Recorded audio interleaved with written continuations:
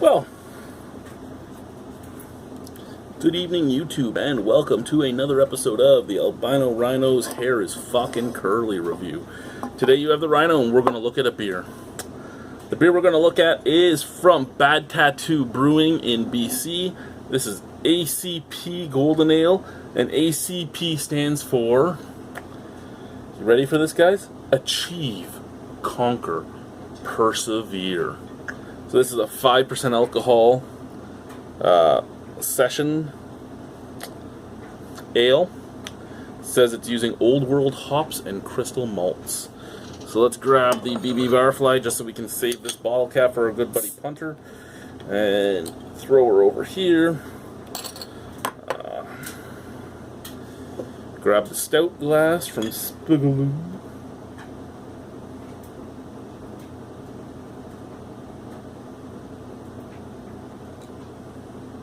Spigaloo.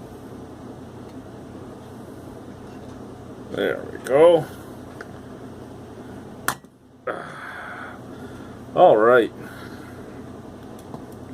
So a nice white head, creamy, fluffy, slight bit of haze on that beer. Nice golden color. It looks the part. It looks the part of what it's supposed to look. Let's give her a smell.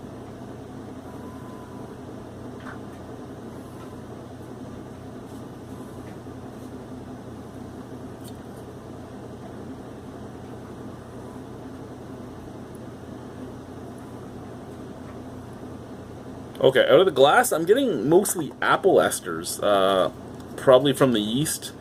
Bad Tattoo has never really brewed a incorrect beer. They've never really made brewing faults in anything I've drank from them. So I don't think it's a brewing fault. I think it's an ester off the yeast. Or it could be a fault. They could have made a mistake for once. Out of the bottle, it kind of smells like an average Euro lager. So a little bit of a grassy note and almost a tiny touch of sulfur, like a sulfuric water type of thing. So I don't actually like the smell either way, to be honest with you. But I guess this kind of smells more like a golden ale, because a Belgian golden and an English golden can sometimes have those apple esters. Let's try the beer. Cheers.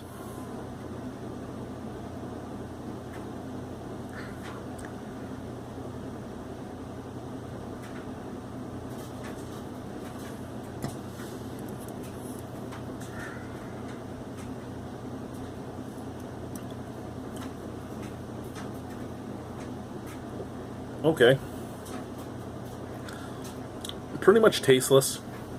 Little flavors of like of that Euro lagerness. A little grassy, little earthy. Tiniest touch of actual resin.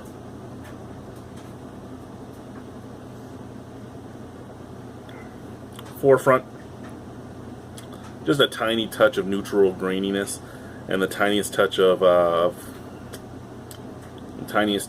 sweetness. After the hop flavor fades, get a little bit of apple ester. So everything I smelt is kind of what I'm tasting. It doesn't always happen that way, but it's the way it's happening this time. All in all, it's pretty much a macro beer. A little tastier than a lot of the macros, like a lot of the major macro brands, but it's basically a macro. So really, where the price is on this beer is what would matter.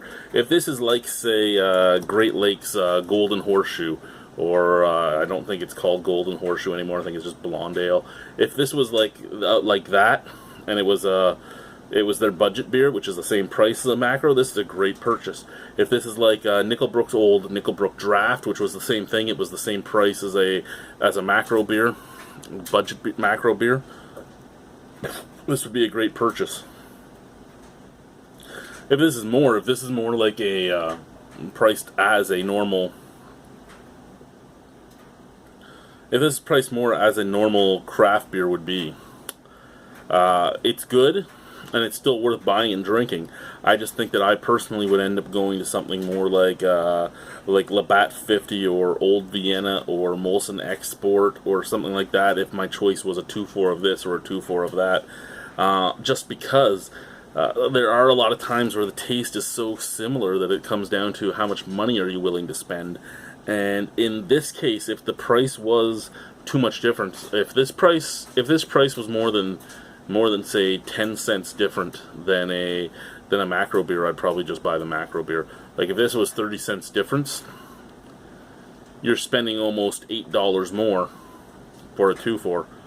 And with that $8, I could actually go and buy 2 or 3 beers that I'm going to review, or 2 or 3 Radlers that I really enjoy, or some chips to drink while I'm watching the game with the beer, and anything like that. So I mean, it all ends up being where this is priced. But all in all, this is a 7 out of 10. This is a nice, easy drinking beer. It's a perfect session ale. Cheers, guys.